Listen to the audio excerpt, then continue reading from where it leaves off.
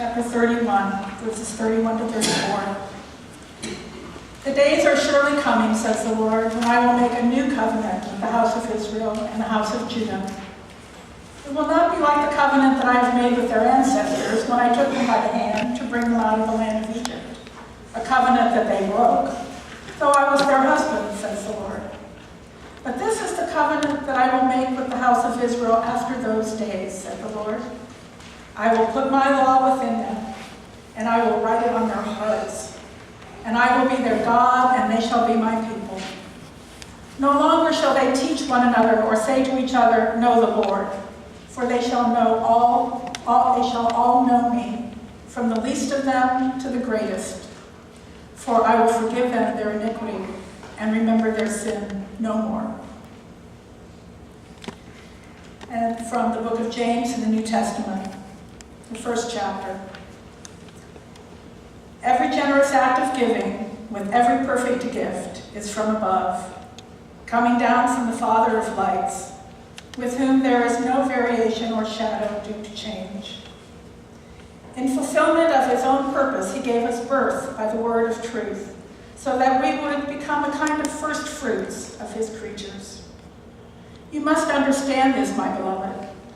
Let everyone be quick to listen, slow to speak, and slow to anger. For your anger does not produce God's righteousness. Therefore, rid yourselves of all sordidness and rank growth of wickedness, and welcome with meekness the implanted word that has the power to save your souls. Be doers of the word, and not merely hearers who deceive themselves. For if any are hearers of the word, and not doers, they are like those who look at themselves in a mirror, for they look at themselves and, on going away, immediately forget what they were like. But those who look into the perfect law, the law of liberty, and persevere, being not hearers who forget, but doers who act, they will be blessed in their doing.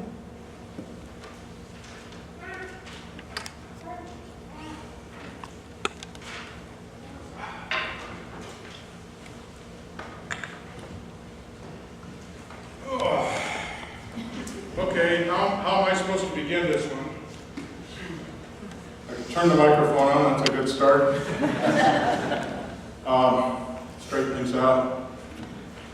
When I was in the 7th grade, my teacher called certain people lint pickers because whenever a hard question was asked, they were always doing something really important, like picking lint off Levi's. They always got called on, though. Didn't work. So how do I begin Desert Palm Sermon number 1036?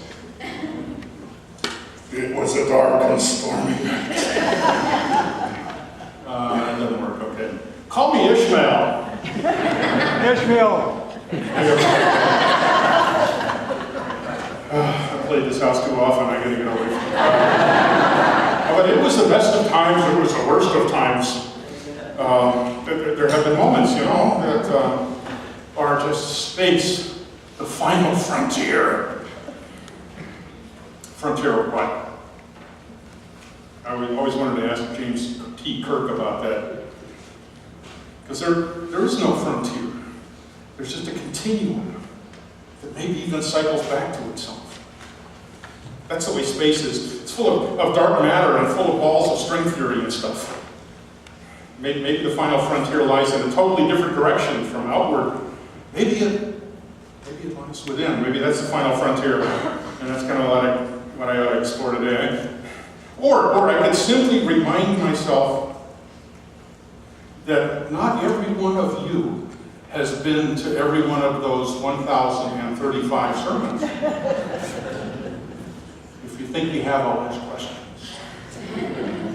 But I can give a 1-minute summary to each one of those, just in case you didn't get it the first time. Let's see, 1,000 minutes. No, I can't do that either. Coffee'd be bad. Just in case you didn't get it, though. So the final frontier, I call it integration. Ugh. Integration, we haven't talked about that in 35 years. Now, however, This year, some folks might agree that integration needs to be on our lips now and then because of what the Supreme Court did this summer about voting rights. Maybe that was an act of disintegration.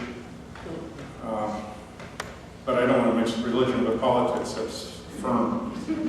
But are there other unintegrated things in our lives? Well, we, for instance, you and me, unintegrated, non-integrated, maybe as a church sometimes, but we as individuals, if we have really not integrated ourselves in body, mind, emotions, and spirit, we're not quite there yet.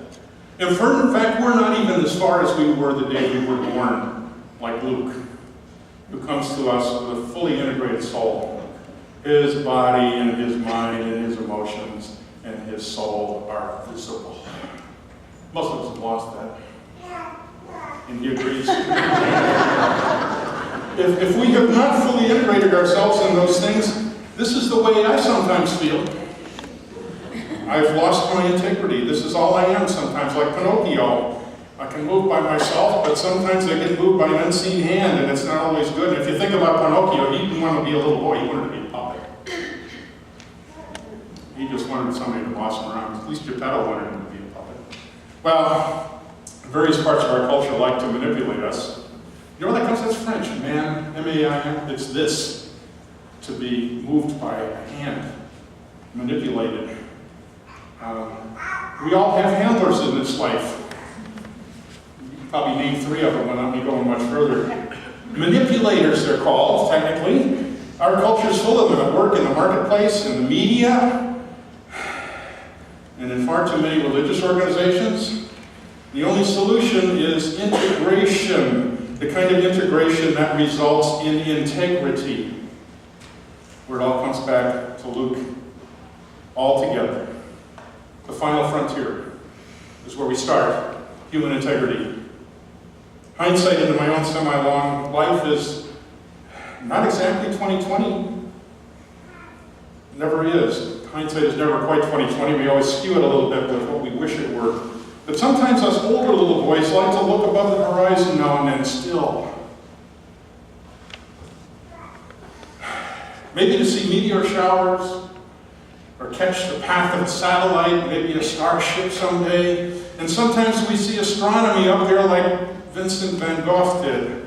Sometimes we see a great display that we can interpret through our own art, just the way we want to see it. Or we can try to understand it intellectually. And for decades I did that. I was measuring and calculating things and building things in 3 dimensions very carefully. And what eventually soured the seeming purity of the engineering I was doing was the fact that sometimes I had to negotiate stuff with upper management, which was often one-dimensional. And I was stifling some part of me that I couldn't identify then. But like many people, maybe all people, eventually I realized that my avocations in life, the things I loved and enjoyed doing, the things that touched my soul, had begun to become my vocation.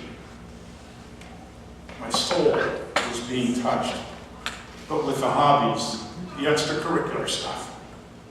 And now with all these neat, nifty uniform stripes I get to wear, I still can't define the human soul. I don't know anybody who actually can. They just kind of point to it and say, well, soul's something like this. So I go with poet Mary Oliver, who said it this way. She said, "This is the first, wildest, and wisest thing I know, that the soul exists, and that it is built entirely out of attentiveness." Attentiveness. The soul built entirely out of attentiveness.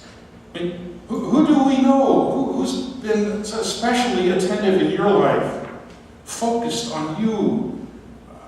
Or who's someone with whom you have been most attentive in your own being? Whose path has crossed yours in some unique trajectory that has redirected your course a little bit? Robert Frost laid it out, and the road diverged in the wood, and I took the road less traveled by, and that has made all the difference. We know about diverging roads. But I was still exploring that for professional reasons.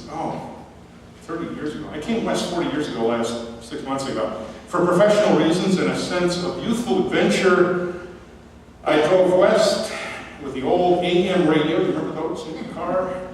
Getting manually tuned, retuned by me every 100 miles or so across the interstates and Route 66. And for some reason, zeroing in on the sound of what was going on in the world back then on AM radio stations, which was John Denver singing Rocky Mountain High, as I inched my way westward across the map. And out west here, my pathway began not to diverge, but to converge with others. California was where I was. Our paths were converging in California. Other people, other faith traditions, other mentors, other heroes and sheroes, and other dreams. And when I was 38, I do believe I imagined the voice of God saying, "It was good, but it could be better." And my path converged with others who were also on the way to a specific place, which was seminary and the road to a new vocation. And when it got really intense, as we were all confronted by the ideas, as it got really intense, it got intense because we were confronted by the ideas of people who were long dead, some of them for thousands of years, and their words still had an impact on us, as they still do from that big black book over there. And recently I re-encountered another ancient pathway. I was reading, and this is highly recommended, half a dozen of you have already tackled it. I was reading a current bestseller by Reza Aslan about the life and times of Jesus called Zealot. And in that book, I got reintroduced to one of the least read apostles of the Bible. It's in one of the final chapters of the book. It's St. James. Now, not the fisherman, not the brother of St. John, not the other James. He was brother of somebody even better. He was brother of Jesus. He was called James the Lesser, so. But he is really the one that history has started to call James the Just. While others like St. Paul were out there breathing intellectual fire at the Greeks and Romans and making a new name for themselves, and also for Jesus, because the new Jesus was hardly like the one that history knew in Palestine, James the Just stayed in Jerusalem at the core of things and headed up the early movement there. He was crucified, or he was, I forget how he died, but he was killed for that. And out in the West, Paul, who never actually met Jesus, was out there proclaiming this very divine picture of Jesus, who was sophisticated in his theology and apparently very concerned with what Christians must believe to be acceptable. At the same time, Brother James knew Jesus as his own flesh and blood, which he was, and James said, "Be doers of the word and not merely hearers." James the Just knew exactly how to place his own feet in the footprints of his brother Jesus. He knew things Paul could never have guessed. James was as passionate about the poor as Jesus had been. He was publicly very critical of the rich, who as usual, collaborated to maintain their and even stretch the disparity between rich and poor.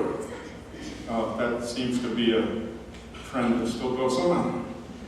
It's incredible how much of Jesus' preaching and now his brothers was pure Old Testament stuff. The stuff that Jeremiah said in the scripture we just heard, that God wanted to engrave on our hearts to carry with us all the time. Integration again, integrity again. Or maybe on our souls. It was about responsibility and authenticity and integrity and about soul work. Attending to the neighbors around all of us. All of them. James the Just preached of living an integrated life. Integrity was part of Jesus' ministry also.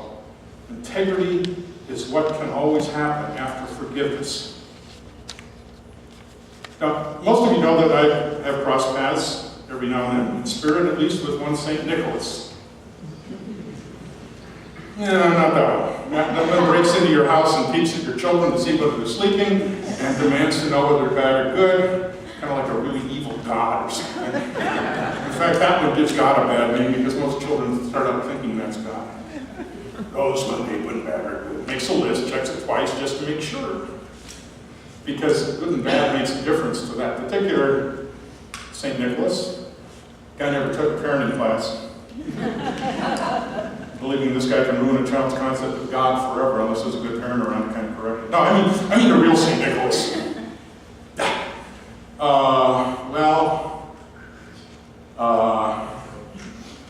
That's the real thing? Not him either. This guy's French. Père Noël, as in Father Christmas, and Father, that's as in Reverend Christmas, that's a priest, a religious official dispensing gifts as well as punishments, because this character also had some switches that he could give to children who could then be whipped with them. No, let's try curtain number 3. That's the guy, the real thing. This is the one who got called unexpectedly to become bishop of a ragtag seaport in Asia Minor, and who distributed his wealth and the wealth of his rich admirers whose lives he had changed. And he gave it all primarily to children whose only qualification was that they lived in poverty, or abuse, or slavery, or worse. As most of you know, this is my guy. This story helped give some new edginess to whatever my soul looks like today. But meanwhile, my scientific American identity kept studying, even as a minister, and I read that there was such a thing as a gene for altruism and generosity. This guy must have had it. And someone cited the Northwest Coast peoples, whose artwork is there. Now, among many things, folks up there observed a tradition called potlatch, which was a gathering of nearby people to help celebrate someone's rite of passage from this or that, one stage of life to another. But instead of receiving gifts, the host would use the opportunity to give something to all the guests. And in that spirit, today I invite each Desert Palm family to walk into the display in Mission Hall and select for yourselves a figure or a book from my personal collection of St. Nicholas memorabilia. I have no need for the collection anymore. Maybe you'll even be drawn to go online and explain to the next generation in your family just why Nicholas became a personal hero. The St. Nicholas potlatch, which I've operated now, is set up in Mission Hall thanks to Larry and John, who worked several hours yesterday. It's beautiful. Now, if that whole fascination with Nicholas sounds eclectic, I invite you to become as eclectic as I am about him and about the spirit that I learned from him. But please note also that, I don't hold to the ancient saints of the church as saints, even though we were all Catholic at that time in the 4th, 5th century. Some of my heroes are actually fictional. And you probably know this one. That image actually hangs in my study at home. The man in that, the tall one on the horse, has a deep old soul and honor and integrity, despite his many misperceptions in life. And certainly anybody who's been around Desert Palm for a while knows my deep admiration for the writings and life of this man. And this picture hung in my office for at least 15 years, Dietrich Bonhoeffer. And reading his book, Constant Discipleship, nudged my soul towards seminary, and so it is a dangerous book. So be careful what you read. And I have to confess that for years I have used the attorneys of Desert Palm as the butt of my wisecracks. But they're so easy. We all have my faults. But my soul has been redirected by this attorney. Gandhi's life has been known to have an impact on many Christian clergy. Like this one. And also this one, whose work in South Africa helped to capsize apartheid in roughly the period of time I've been here. Nearly a century after Gandhi himself had experienced incredible racial intolerance there as a young man. But another whose soul converged with ours and mine is Malala Yousafzai. This little girl with a book bag struck fear into the hearts of religious fanatics and terrorists that made her apparently one of the 100 most influential people in the world, according to Chelsea Clinton. The human soul must be capable of continual growth through a personal attentive attentiveness to the physical and the intellectual stimuli of life itself, and the more attentive way we are to the converging pathways of life, which are far more confusing than that little pathway through the woods. We think of all the people who have intersected our lives. It's much more like this, and it's really 3 or 4 or 5 dimensional. 4, I guess. But whatever we've gotten from that great interconnected network in which we live, the more we will continue to discover ourselves to be inspired, as in inspiration or respiration, to grow in body, mind, emotion, and spirit with all the aspects fully integrated within us. Perhaps that's actually the so-called image of God that we bear. It's the attentive human soul. Attentiveness to the pathway of others made it possible for us here to become an open and affirming congregation.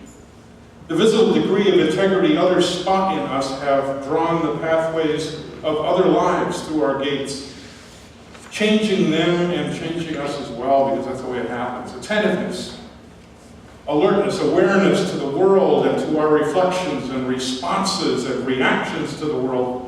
Those things make our souls into something much more divinely beautiful and more humanly attractive. We will become integrated human beings with souls as authentic as the day that we were born. Former priest Matthew Fox declared decades ago that human beings are not born into a state of original sin. He called that something like religious balderdash, wasn't his exact word. But there's no such thing as original sin. Human beings, babies like Luke this morning, children as we're gathered here are born into a state of original blessing, of overwhelming grace. And God surely wills that our souls can resist becoming anything else. So our task in life will always involve undoing the work or reversing the work that the unhealthy forces of this world seem determined to do to us, due to that which is the core of us. Life should be more than the disruption and disappointment and disillusion that sometimes hit us. For instance, when the world begins to offer us rewards for stifling our very souls, our authenticity, our integrity, our identities. One of the events in my life that led me to seminary was that as a young and almost middle-aged middle management engineer, I was once faced with the predicament of writing a letter to my boss, refusing to take a specific action which was against policy and probably illegal, but which had been authorized way above him on the chain of command. And I wrote words like this: "One of the reasons you hired me and sent me out here was your perception of my integrity. Now, I should never have been placed in a position of having to write that letter. But I knew that my soul was safe, no matter what the boss did. And what he did was back me up. And the other thing he did was keep a copy of that letter whenever he had to confront those above him." Our souls unknowingly attend to each other. Whenever we don't feel fully integrated, fully engaged, fully authentic, there are solutions, but they rarely come from motivational speakers, or management gurus, or self-help books, or fundamentalist religions. They come from the diversity of the good people around us, the ones who surround us like this, when their lives' paths converge and interact and become mutually attentive with our own lives. We discovered the pattern in community which develops from those interactions. The community that was designed by the childlike nature that the Spirit of God sometimes draws out of us, and we discover the pattern in community as we weave a rainbow of hands. If the world's evils tend to grow bigger than the sum of their parts, so too does the collective integrity of God's children grow stronger than the sum of our parts. There are real communities that embrace the poor as James the Just did, or the children, as St. Nicholas did. There are real communities who charge boldly against the depersonalized and mechanized world as Don Quixote did, or who stared down the faces of systemic evil as Dietrich Bonhoeffer and Gandhi and King and Desmond Tutu did, or who acted in defiance of the misogyny of religious fundamentalism as young Malala did. Thank God there are communities of the faithful today doing their best to embody the integrity of human souls, working in common, attentive to each person they meet, joining hands, and through them, the integrity of the soulful of ours, the rainbow visible to God, and the words in our souls. This is good. This is very good. It happens in places like this. We have each grown here because of the way we have tended to each other's souls right here. In the words of Captain James T. Kirk, it has been a great run. Thank you.